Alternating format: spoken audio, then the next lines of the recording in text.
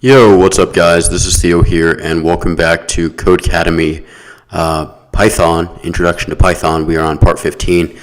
So we were on Battleship, but some of the stuff just wasn't working out too well. I'm not saying I can't do it, but we sort of ended up on like lesson 13 or so, and I don't know. I'd rather just move on with loops because if someone leaves a comment, in the comment section and tells me you want to see the rest of Battleship, I'll go ahead and make it. Otherwise, I'm just going to keep going with loops. But maybe I'll come back and make this one. So yeah, let's go ahead and get started with loops. So this section has 19, so we're going to break this into two parts. So we're going to go up to 10 on here. So we're going to look at the while loop. This is basically a while true. So let's try and follow these instructions. Change the loop so it counts up to 9 inclusive. Okay. Be careful not to change or remove the count plus equals 1 so that we don't get an infinite loop. So let's go ahead and do this by saying while count is up to 9. So while count is less than 10. Let's go ahead and change this. And let's run this code. And there we go. We can sort of see that iteration. Awesome. Next up, we have the sort of syntax of the loop. You have your condition, you have your while, and then you have what you're going to do inside of that loop. So that's all good. So see how the loop checks its condition and when it stops executing. So here we have this loop condition set to true, and all this is going to do, this is going to execute one time, its execution context, and it's going to print, and it's going to set this boolean to false, and so this will say while loop condition, while it's false, so it's not going to run, it's going to break out. Awesome, guys. Next up, create a while loop, go back up, that prints out all the numbers from 1 to 10 squared, okay, each on their own line, fill in the blank space. So let me just look at what, syntax for it, right, num, okay, I see, I'm always thinking in JavaScript. So while num, what is it? Let me look. Prints out all the numbers from 1 to 10. So we'll say while num is less than 11. And then let me get rid of all this. What we're going to do is we're going to say print num squared. And then we're going to increment num every time. So we'll say num plus equals 1. Awesome, guys. Now let's go ahead and run our code. So there we go. We've got all of these on a new line, and they're all being squared. Awesome. So a common application of a while loop is to check user input to see if it is valid. Makes sense. For example, if you ask the user to enter Y or yes or no, and they instead enter 7, then you should reprompt them for input. Fill in the loop condition so that the user will be prompted for a choice over and over while choice does not equal Y, choice does not equal no. So we'll say, let's see, while choice is not equal to Y, or choice is not equal to no, and then we're going to keep firing this condition at them. So let's go ahead and run that. Oh, sorry, I'm thinking in JavaScript, so let's change this to or. Let's go run that. So we'll say, put 7 in here, right? Sorry, I didn't catch that. Put 7, right? It'll keep firing this off until we put in a Y. Let me just the text. What the heck? While choice is not equal to Y. Huh, that's kind of weird. Remember using the operator test. So choice not equal to Y and the and operator check more than one thing. Let me go ahead and run this one more time. So while choice is not equal to Y, or choice is not equal to no. So let me go ahead and run this one more time. Let me reset this code. Let me fire this page back up one more time. Not sure why that's acting that way. Let's go ahead and run this and put Y in there. Huh. We use to test if two things are different. Choice is not equal to Y. Oh, right. So we actually want just Y. Okay. So let me go ahead and reset this code, and I think I know what we're doing wrong. I don't know why they would want to be literals, but let me try it one more time. Y and choice is not equal to no. And run this. I'll say y is not defined. Let me look real quick. I'm honestly confused what I'm doing wrong here. Let me check this out in the forum.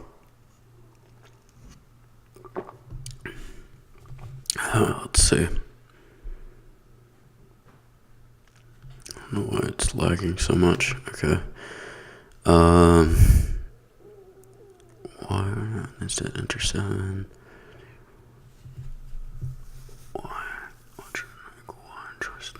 Oh, and choice is not. Okay, so we need that actually. Let me try and run this again. Y, but now we gotta put them in string. So I think because I had the or condition. So my bad, guys. So we'll say Y. There we go. Awesome. Next up, infinite loops. Infinite loop is a loop that never exits. This can happen for a few reasons. The loop condition isn't false. The logic of the loop prevents the execution context from breaking out. So the loop in the editor has two problems. It's missing a colon, and count is never incremented. Okay, so let's add this count, and let's increment our count. So count plus or equal to 1. Let's go ahead and run this, and we've broken out of the loop. So you can also break out with this break statement. That's good too. So see what break does. Feel free to mess around. So really all this is going to do, it's just syntactic sugar. Once it reaches this condition, it's going to exit out of this this function pretty much. Awesome. So while else, let's sort of watch this, right? So while count, so after it leaves this condition, then it's going to print you win. Well, actually, that's not true. So it's gonna get a random number in this case, and if it doesn't hit it after 3 times, and it doesn't break here, then you're gonna get you win. So let's try it out. So sorry, you lose. But if we were to keep running it, we might get something different. Let's try it a few more times. There we go. So we won that time. Cool, guys. So let's write our own while else statement. So use a while loop to let the user keep guessing so long as guesses left is greater than 0. Okay, so we'll say while guesses left is greater than 0, ask the user further guess. So we'll say guess is equal to int raw input because we're coercing it to an integer. And then we'll say your guess as the prompt. Okay, and then let's go ahead and close that off, and then let me just bring it over here. If they guess correctly, print you win and break, and we'll say if guess is equal to random number. Again, I'm thinking in JavaScript. Okay, guess is equal to random number. Then we'll print you win and break out of this execution context.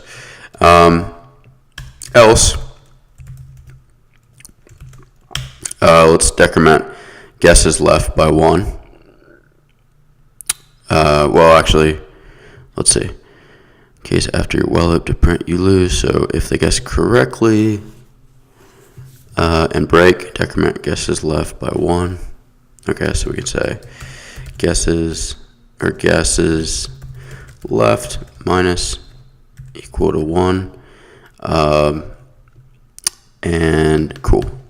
And then also, once we get out of here, actually, I think we can put that right there. Let me make sure. If it does, if they guess correctly, print you win and break. And then we'll say else. I guess we can put this in an else. Guesses left minus 1. Right, and then finally, in here, use an else case after your while loop. I'll say else and print you lose. You lose. And let's go ahead and run this code. So my guess is 3. You win.